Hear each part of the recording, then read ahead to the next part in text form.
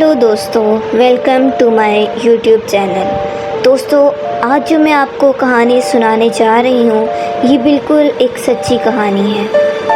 एक दफ़ा एक लड़की जो यूनिवर्सिटी पढ़ने गई, वहाँ वो एक हॉस्टल में रहने लगी।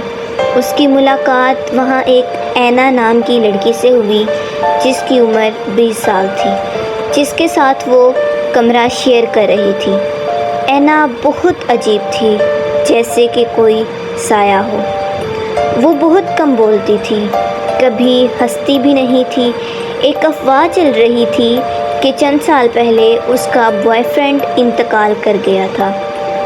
एक रात रूमी ने देखा कि ऐना बिस्तर से उठकर कमरे से बाहर चली जाती है, तो रूमी ने सोचा कि शायद वो वॉशरूम जाती है और कोई ध्यान नहीं दिया। मगर कुछ दिन बाद उसे एहसास हुआ कि ऐना अक्सर रात के पिछले पहर बाहर निकलती है और कई घंटों तक वापस नहीं आती। आहिस्ता आहिस्ता रूमी को शक होने लगा। एक रात रूमी ने फैसला किया कि वो ऐना के बारे में पता लगाएगी कि वो आखिर जाती कहाँ है। उसने नींद का बहाना किया और ऐना के बाहर जाने का इंतज़ार करने लगी। रोज़ की तरह ऐना बिस्तर से उठी और बाहर चली गई। रूमी ने 1 मिनट इंतज़ार किया और उसके पीछे चलने लगी। वो सायों से छुपती हुई पीछे जा रही थी ताकि वो पकड़ी ना जाए। तकरीबन 30 मिनट चलने के बाद ऐना एक कब्रिस्तान पहुंची। रूमी खौफ से कांपने लगी। रूमी दीवार के ऊपर से झांक के देखने लगी और देखती है कि ऐना एक कब्र के सामने बैठी है और कब्र को गले लगा लिया है। उसके चेहरे पर खुशी की झलक थी और वो पागलों की तरह हंस रही थी।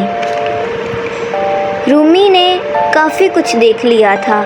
अब वो खौफ के मारे वहाँ से भागकर हॉस्टल जाना चाहती थी और वो भागने लगी, यहाँ तक कि वो कमरे में पहुँची और बिस्तर पर लेट गई और वो नींद का बहाना करते हुए ऐना का इंतज़ार करने लगी।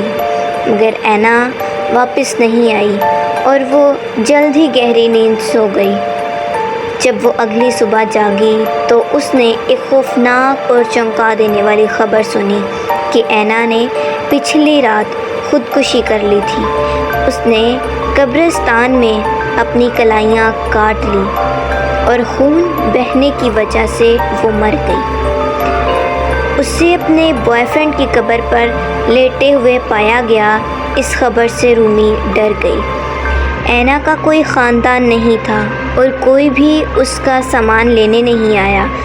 3 दिन बाद रूमी को तजस्सुस हुआ तो उसने कमरे की सफाई करना शुरू कर दी। उसने ऐना का सामान देखा और एक उसे डायरी मिली और वो उसके सफ़ात पलटने लगी।